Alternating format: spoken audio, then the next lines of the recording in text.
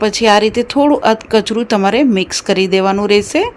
આ રીતે તમારે મિક્સ કરવાનું। પછી મિક્સ થઈ જાય પછી આની અંદર જે આપણે મેથી 1 કપ જેવી સમારીને રાખી છે ઝીણી, એ તમારે આ રીતે એડ કરી દેવાની।